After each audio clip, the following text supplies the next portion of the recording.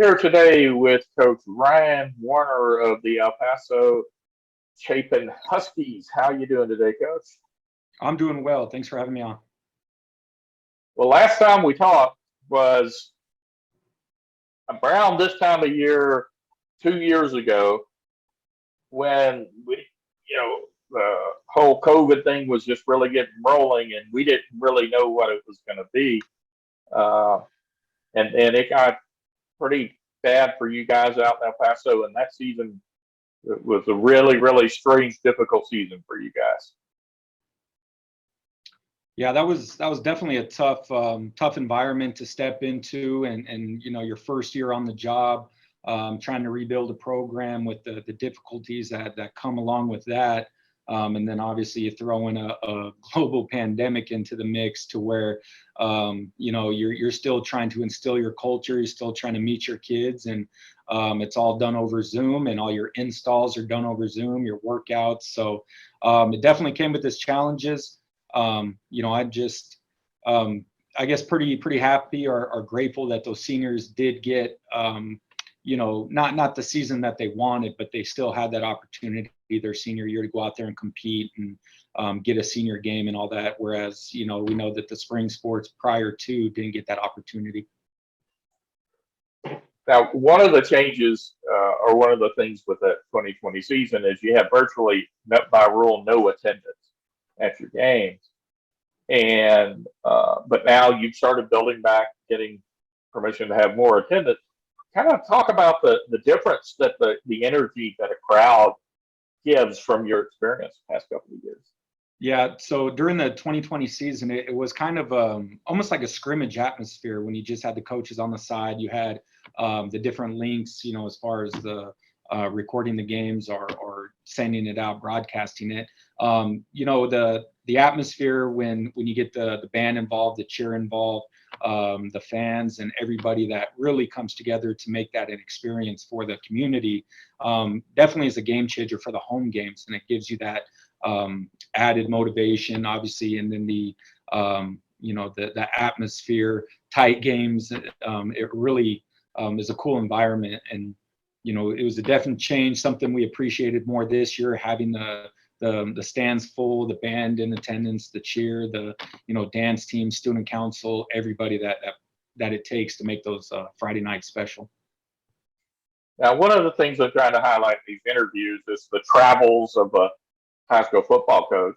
And I know you literally moved from one side of the state to the other in your coaching career. So take us through your coaching history from your first assistant job to where you are now. When I finished my playing career at Eastern Oregon University, I was a GA for the tight ends. I did that for about half a year, accepted a position at an EPISD with Darren Walker at Franklin High School.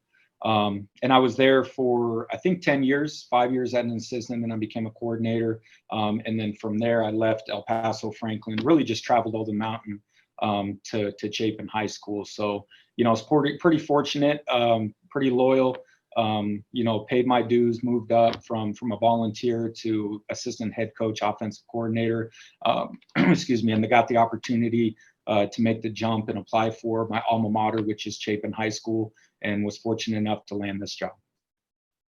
Now, as we've discussed in the past, Chapin's kind of a little bit of a unique situation. It's one of the few high schools in Texas that is on military property.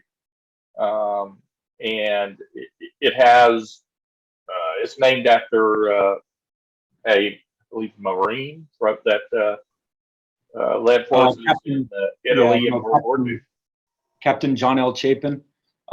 He was in E Company, 141st Division, and he led actually the soldiers from El Paso and some from Oklahoma into World War II, into Italy and all that. So that was where we got our name from. We have a statue, memorial in the front of the school that's honoring the men of Company E that fell over in World War II over in Europe, and then also the ones that come back. We have their names all over the building, which is really cool, really unique. Now, one of the roles of a head football coach, of course, is X's and O's and developing plans and all that stuff. But one of the roles that a lot of people don't really think about it is that of mentoring, coaching the coaches, preparing your coaches for whatever is going to be next. Talk a little bit about that role. Yeah, that's definitely something that as you progress from an assistant coach to an offensive coordinator, really mentoring the assistants that are underneath you that are responsible for different positions on your side of the ball.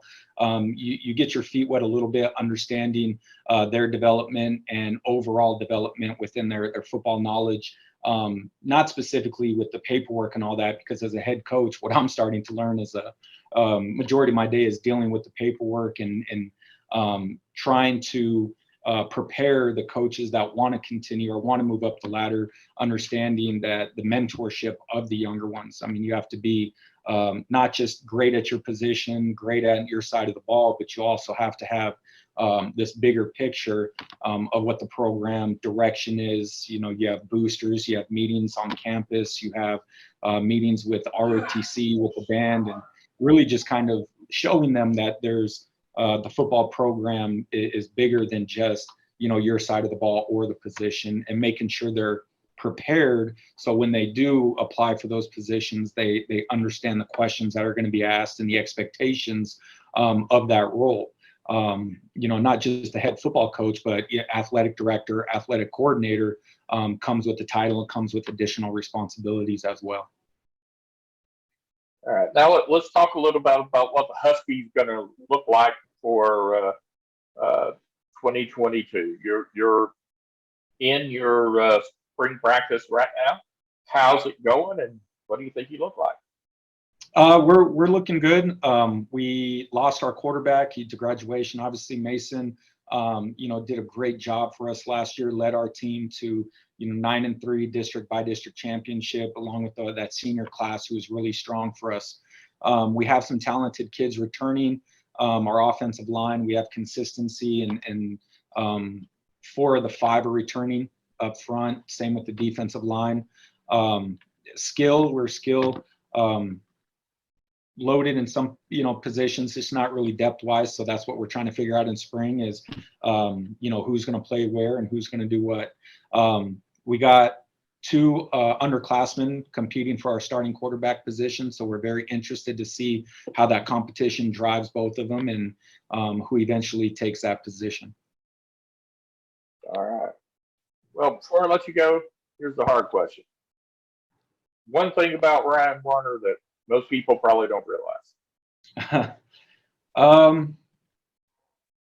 had to think, I think one thing that would be different is I lettered in golf as a freshman way before I lettered in football or any other sport. And that, it's not really typical, I guess, with the golf team, so that's one thing I guess is pretty interesting. I was a letterman as a freshman on the golf team. So I had a good time with that program.